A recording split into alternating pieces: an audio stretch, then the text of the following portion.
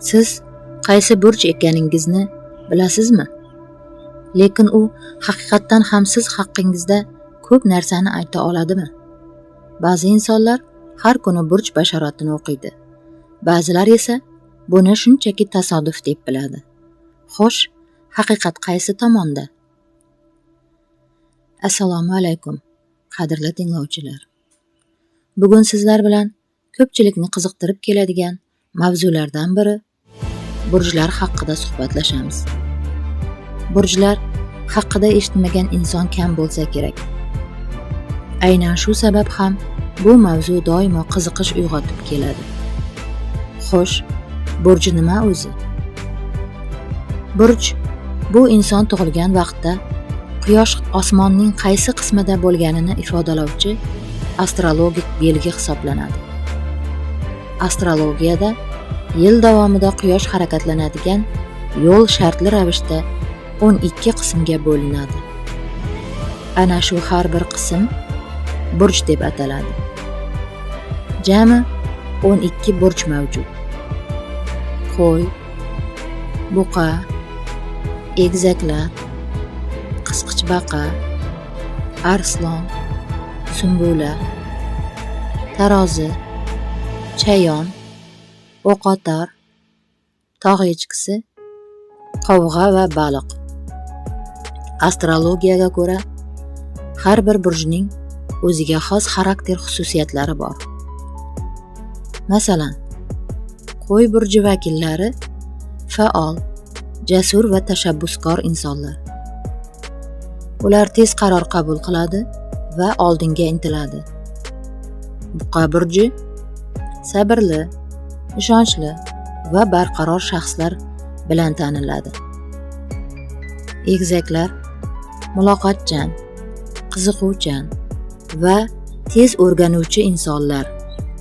Qisqichbaqa esa mehribon, hissiyotli va oilaga juda bog'langan shaxslar. Arslon burji vakillari ko'pincha liderlikka intiladigan, o'z so'ziga ishonadigan insonlar bo'ladi. Sumbula burji tartibni yaxshi ko'radigan, mas'uliyatli va diqqatli shaxslar bilan bog'lanadi.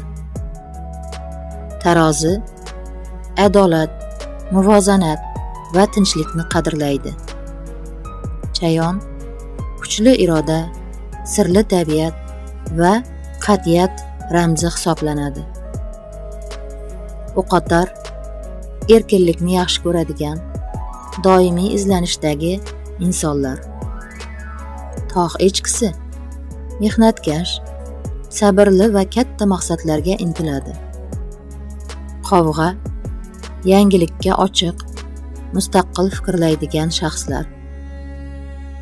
Baliq hissiyotli, mehribon va kuchli intuitsiyaga ega insonlar. Lekin shuni unutmaslik kerak. Inson xarakteri faqat burji bilan belgilanmaydi. Har bir insonning tarbiyasi, muhiti, hayotiy tajribasi va tanlovlari uni shakllantiradi. Burjlar bu ko'proq o'zingni anglash uchun qiziqarli vosita xolos. Ular orqali inson o'z xarakteri haqida o'ylab ko'rishi mumkin.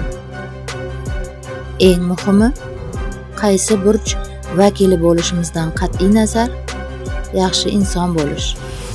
Mehrli, insofli, bilimli va ezgu amalli bo'lish o'z qo'limizda.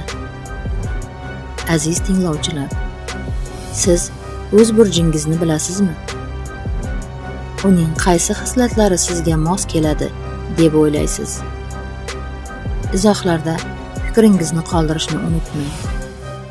E'tiboringiz uchun rahmat. Sizlarga sihat, salomatlik, xotirjamlik va baxt tilaymiz.